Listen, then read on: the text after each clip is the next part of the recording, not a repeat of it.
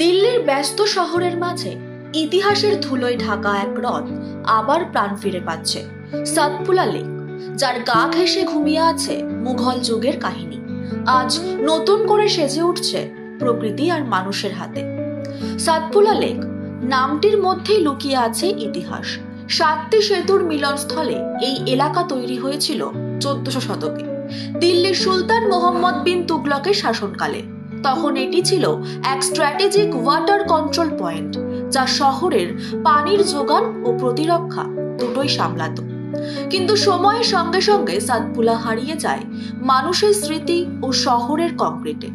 এক সময় এটি পরিণত হয় একটি ফেলে রাখা দূষিত জলাশয়। This was a complete barren place. There was not even a drop of water.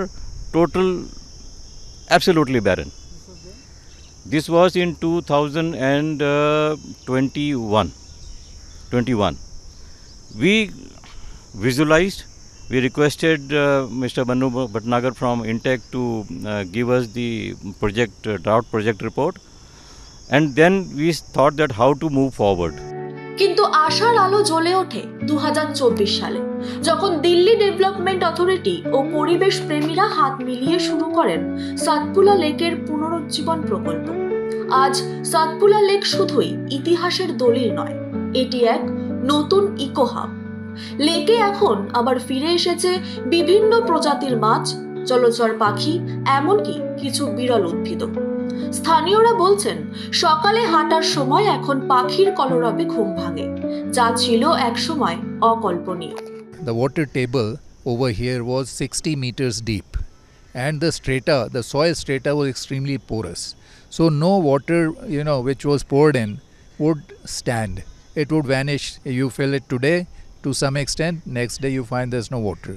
In this 1.5 years, we have managed to put in 4.5 crore liters of water into the aquifer. Okay, everywhere the water table is falling, right?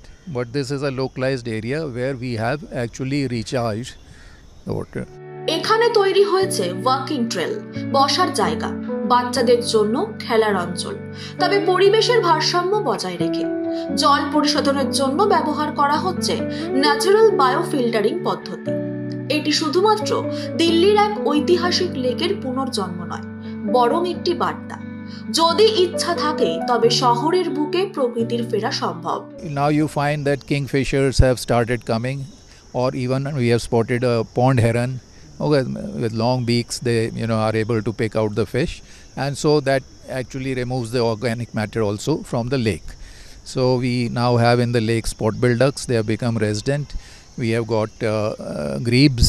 Okay, and this winter I am hopeful that we'll have many more species. Satpula lake আজ দাঁড়িয়ে আছে শহরের ব্যস্ত জীবনের মাঝেও শান্তির নিঃশ্বাস হিসেবে। একদিকে ইতিহাস, আরেকদিকে জীববৈচিত্র্য।